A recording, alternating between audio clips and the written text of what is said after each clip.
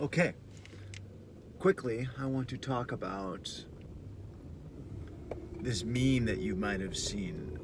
This got really popular like 5 or 10 years ago, but you've probably seen the meme with it's a photo with two side-by people. One person is an Olympic level 100-meter sprinter who's just jacked on one side, and then on the other side is a same high level, Olympic level marathon runner.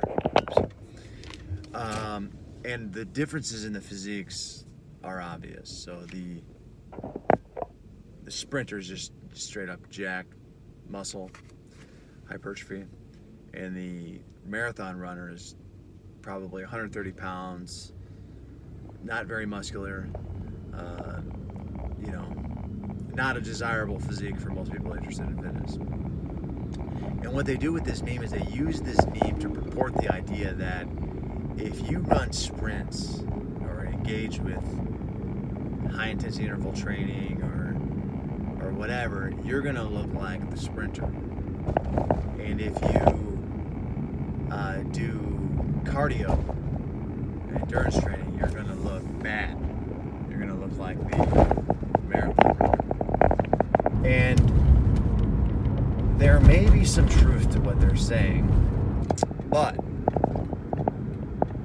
really, the appearance of your physique has almost nothing to do with the sports that you engage in. And really, even your proper exercise program can really only enhance what your genetics have allowed for you to have, right? So let's talk about physiques. You hear this all the time. Like, ever look at swimmers' bodies? They have wide shoulders and narrow waist. I should swim if I want to look like that. I've heard over the years, oh, the Pilates instructor, I want her body. She has long, lean muscles. So if I want long, lean muscles, I should probably do Pilates. Yoga. Oh, my yoga instructor, I want her body. She does yoga. I should do yoga so that I look like that. And I understand why people think this is the case, but it just simply isn't. So usually when we're admiring physiques in sports, it's the physiques at the top level of competition, right? Olympic swimmers, Olympic sprinters, NFL football players, linebackers. These people are at the top of their game, the top level of their sport. We still make this association that if I do that sport or event, I will then have that physique. And there's a problem with this. And the problem is just based on selection bias or the weeding out process, okay? So if you go to like a 7th grade swim meet, you're going to see all types of physiques. And let's say these are dedicated swimmers that swim year-round, you're still going to see guys with wide hips and narrow shoulders, different body fat levels, short people, tall people with long arms.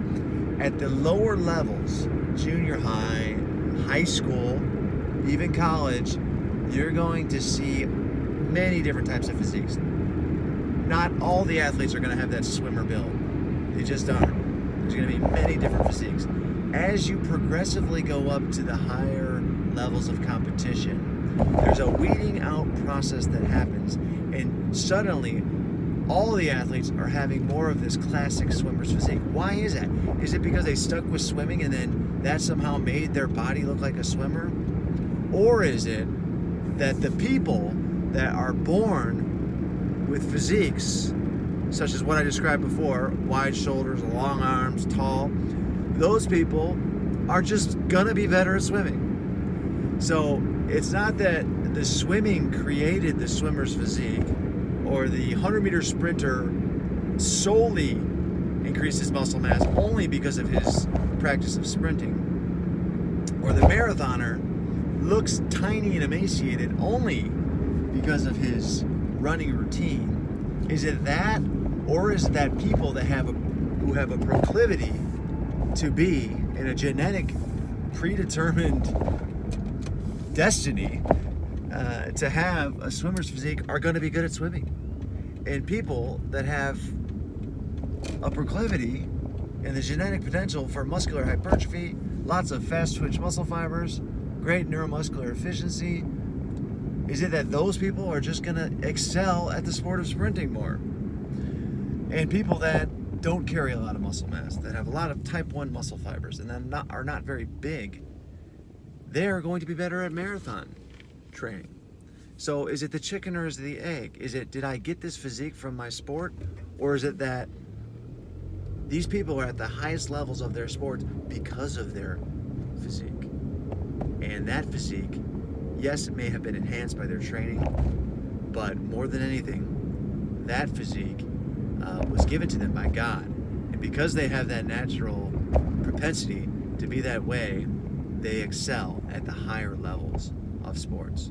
Go to a junior high basketball game, you're going to see all sorts of physiques. Go to a junior high gymnastics meet, you're going to see a wide variety of different body proportions and shapes. You know, any sport, you name it, at the lower levels, before the weeding out process takes place, you're going to see all different types of physiques.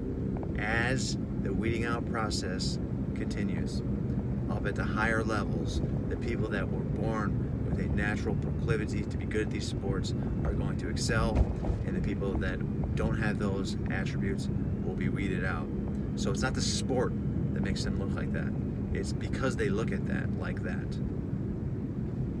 They are excellent at the sport. Thought of the day. Tell me what you think.